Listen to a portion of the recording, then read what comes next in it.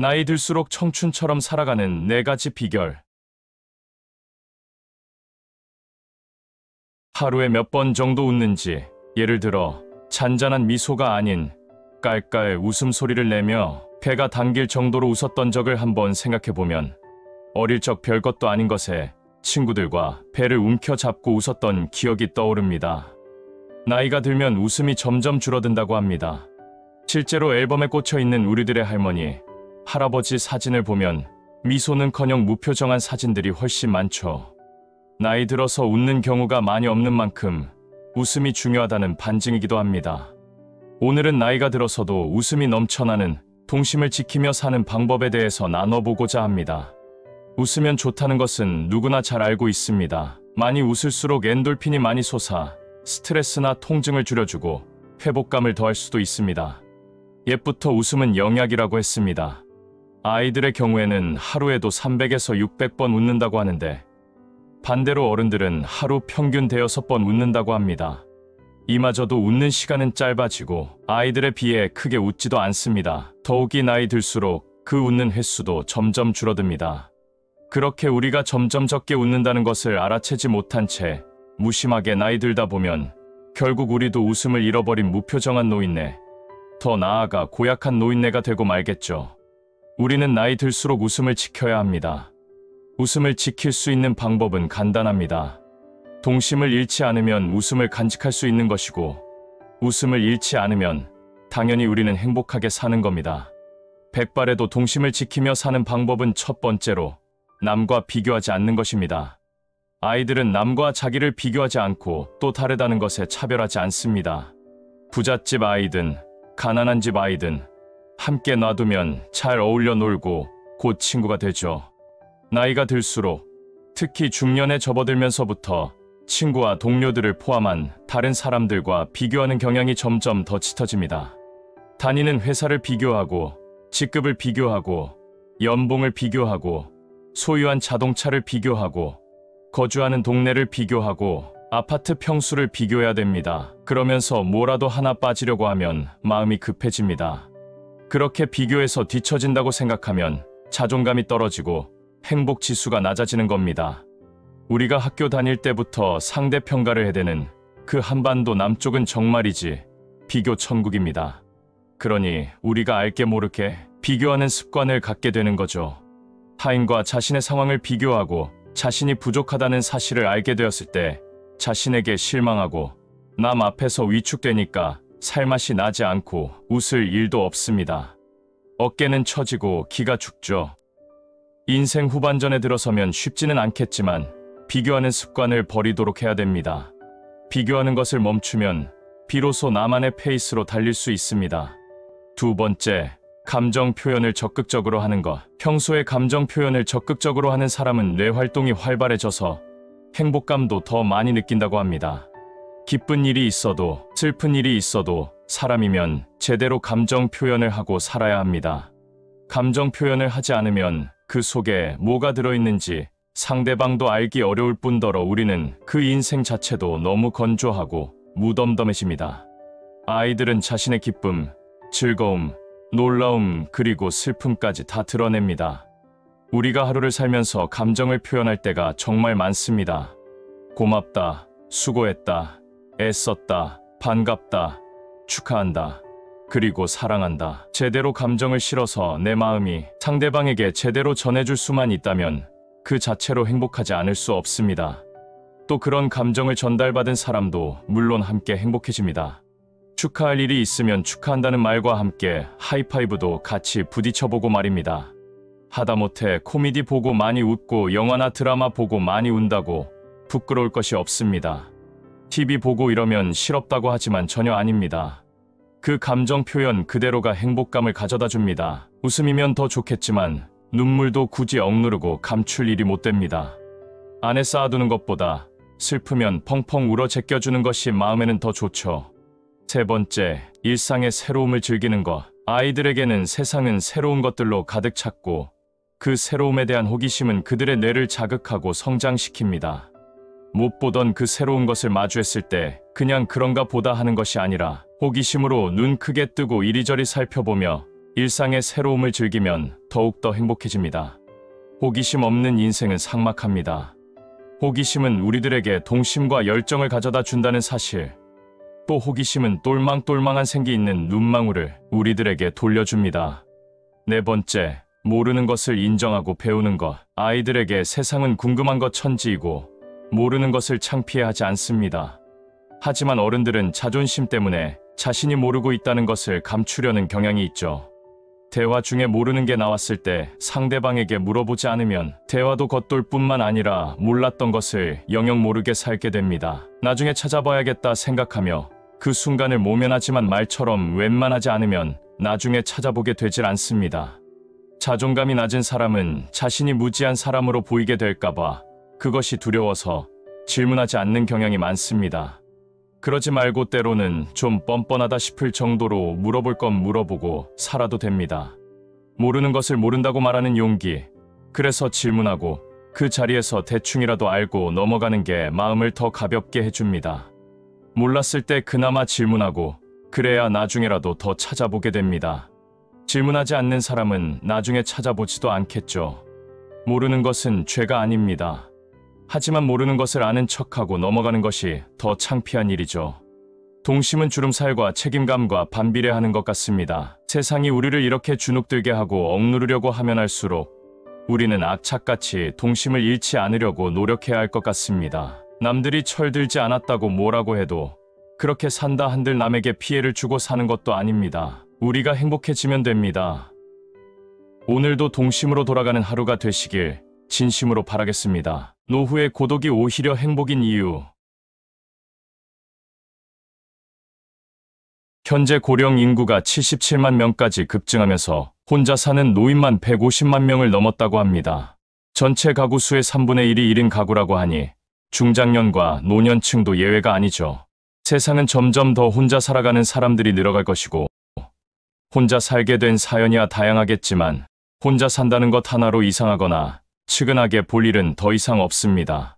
특히 노년에 접어들어 혼자 산다고 하면 자녀가 없거나 자녀가 있어도 연락이 끊긴 경우를 생각하지만 자신의 의지에 따라 자녀들과 떨어져 혼자만의 독립생활을 즐기는 경우도 이제는 흔하게 볼 수 있습니다.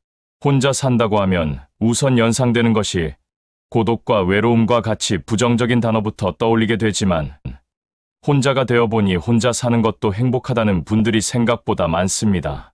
그래서 미래의 어느 날 혼자 살게 될 것에 대해 걱정 하나도 안 하셔도 되는 겁니다. 그래서 오늘은 혼자가 되어보면 혼자 사는 것도 행복한 이유를 나눠보고자 합니다. 장성한 자녀들과 함께 사는 것이 노후 생활의 완성으로 여겨지는 때가 있었습니다. 하지만 그것만큼 끔찍한 생활이 있을까 합니다. 오히려 부모들이 자녀가 10대 중반에 이르게 된 때부터 눈치 보느라고 아주 힘들었던 기억들이 많다고 합니다. 사춘기에 접어들면 얼굴은 맨날 인상 쓰고 심드렁하게 다니고 그러니 고등학교 졸업하고 대학교에 진학하면서 오히려 홀가분해진 느낌을 받습니다.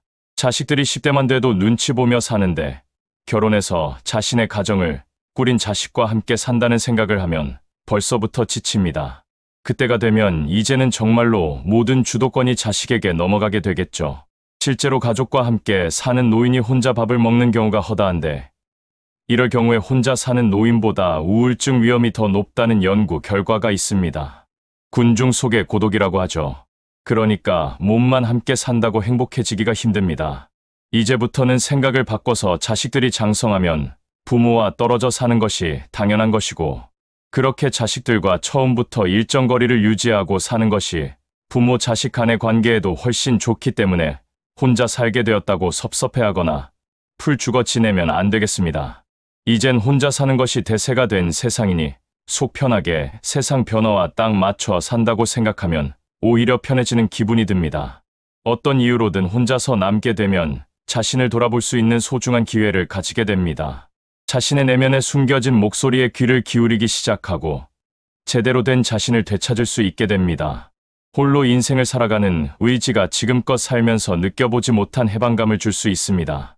늙는다는 것은 결코 인생의 마이너스가 아니라 나 자신과 맞서 싸울 수 있는 절호의 기회입니다. 아내와 어머니의 역할을 도맡은 여성은 날개를 펴고 싶어도 그러지 못하는 경우가 참 많죠. 하지만 은퇴를 하면 사회에서 특별히 요구받는 역할이 없기 때문에 자신의 의지대로 살아갈 수 있는 존재가 된다고 생각합니다. 결코 늙음과 고독을 두려워해서는 안 됩니다. 그동안 자신을 억제하며 꿈과 희망을 억누르고 살았던 분은 이제 말하고 싶은 것은 말하고 행동하고 싶은 것은 행동하는 것이 필요합니다. 그리고 지금까지 살아온 것을 총평해서 앞으로 나의 행복을 위해 배우자가 필요한지, 행복한 인생을 가로막는 것이 바로 배우자가 아닌지 결론을 내야 합니다.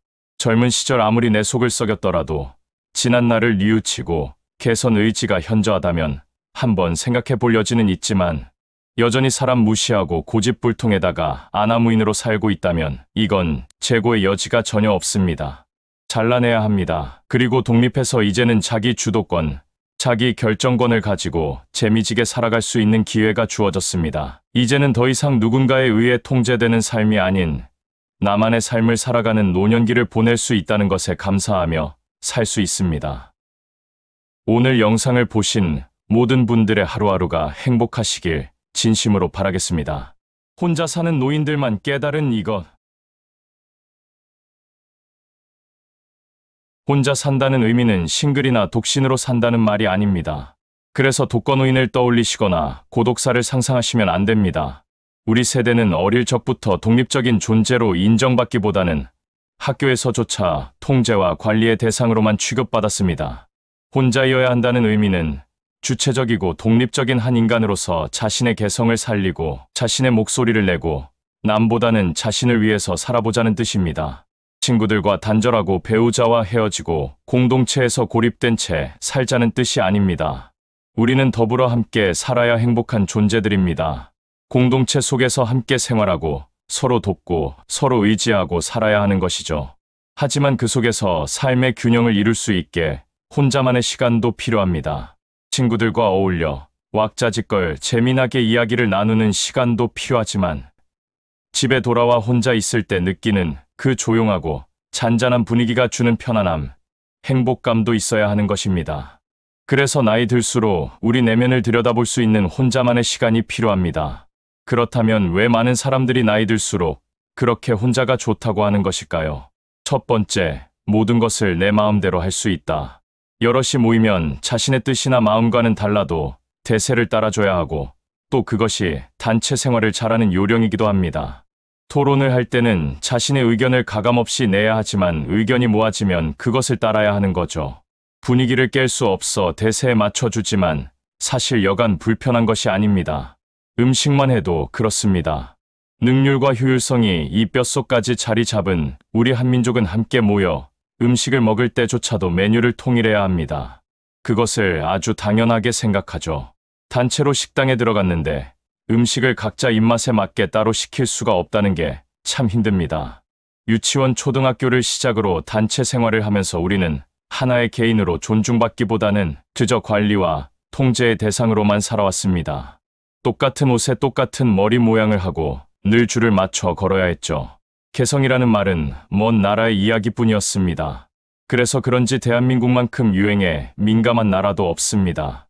특정 상표의 가방이 유행이라면 그 가방을 다 들어줘야 하고 가을 트렌치코트가 유행이라면 모두가 트렌치코트를 사서 입어야 한다는 강박에 시달립니다. 무리해서 떨어져 나가면 안 되니 말이죠. 나이 들어서까지 관리와 통제, 능률과 효율성만을 앞세우는 무리에서 벗어나는 것을 겁낼 필요가 없습니다. 때로는 무리를 벗어나 혼자서 가고 싶은 곳을 가고 내 입맛에 먹고 싶은 것도 먹고 내 페이스에 맞게 길을 걸으며 주위 풍경도 살피는 자유를 만끽하는 시간을 많이 가져야 좋다고 합니다. 자신을 마주하고 자신과 대화를 하기 위해서는 무리에서 나와 혼자가 되어야 합니다. 그래야 자신의 내면이 보이고 자신이 좋아하는 것을 온전히 느낄 수 있고 자신의 꿈과 미래가 보이기 때문입니다. 인생 후반전은 자신의 꿈과 행복을 찾고 추구하고 누려야 하는 시간입니다. 그러기 위해서는 혼자 보내는 시간이 필요합니다. 두 번째, 내 인생을 내가 결정할 수 있다. 수많은 운동 경기 중에 마라톤을 인생에 비유합니다. 우리가 축구를 좋아하지만 인생은 축구와 같다는 말은 하지 않습니다. 인생은 마라톤 같다고 얘기를 합니다. 마라톤은 정말 고독한 운동 경기입니다. 인생은 그래서 혼자 고독하게 달려간다고 많이들 말씀하십니다. 내 목숨을 기꺼이 내줄 수 있는 자식들도, 내 인생의 동반자라는 배우자도 내 인생을 살아주지는 못합니다. 좀 외롭고 차갑게 느껴지긴 하지만 결국 내 인생을 결정하고 살아가야 하는 사람은 내 자신밖에 없지 않나 싶습니다. 다른 누가 내 인생을 위해서 길을 내주고 따라오라고 하는 사람 하나도 없습니다. 그거는 내 인생의 길을 내준 것이 아니라 남의 인생을 따라가는 거죠. 자신의 인생을 온전히 잘 살아내기 위해서는 혼자 생각하고 남의 시선 의식하지 않고 남의 의견에 휘둘리지 않고 스스로 결정하고 밀고 나갈 능력이 있어야 하는데, 그런 능력을 키우기 위해서는 나이 들수록 혼자만의 시간을 되도록 많이 가져야 합니다. 우리가 나이 들고 늙어간다 해도 욕망과 꿈이 있고 살고 싶은 인생이 있습니다. 그런데 때로는 배우자 때문에 발목 잡히고 배우자의 꿈을 따라 원치도 않은 곳에 살기도 합니다. 우리가 갖고 있는 꿈은 누군가 대신 이루어주지 않습니다. 우리가 직접 이루어야 하죠. 우리의 꿈이 어떤 이에게는 순진하고 우습고 어쩌면 하찮아 보일 수도 있겠지만 우리에게는 둘도 없는 소중한 것이죠. 또 다른 이가 꾸는 꿈은 우리에게는 버겁고 어렵고 너무 거창해 보여서 그 사람에게는 어울릴지 몰라도 우리가 갖기에는 허황돼 보일 수도 있습니다. 꿈을 꾸는 것도 각자의 몫이고 꿈을 향해 나가는 것도 각자의 몫입니다.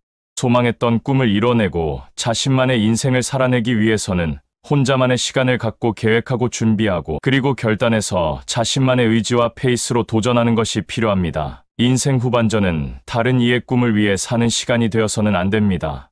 나이 들수록 혼자여야 하는 이유는 찾아보면 찾아볼수록 끝이 없습니다. 이외에도 여러 가지가 있겠지만 가장 중요한 전제 조건은 혼자가 사회와의 인연을 끊고 독거노인으로서의 삶이 아니라는 것입니다. 혼자 산다는 것은 더불어 살아가는 인생 속에서 고유한 자신만의 즐거움과 기쁨, 자유로움, 그리고 인생의 아름다움을 추구한다는 의미가 있습니다. 혼자서도 잘 즐기는 독립적인 사람이 여럿이 함께 모여서도 잘 지내게 됩니다. 의존적인 사람은 혼자 있어도 안 되고 같이 있어도 남에게 부담만 될 뿐입니다. 그러니 혼자여야 한다는 것의 두려움을 우리 모두 떨쳐낼 필요가 있습니다. 오늘 영상을 보신 모든 분들은 나이를 멋지게 먹어가시기를 진심으로 바라겠습니다.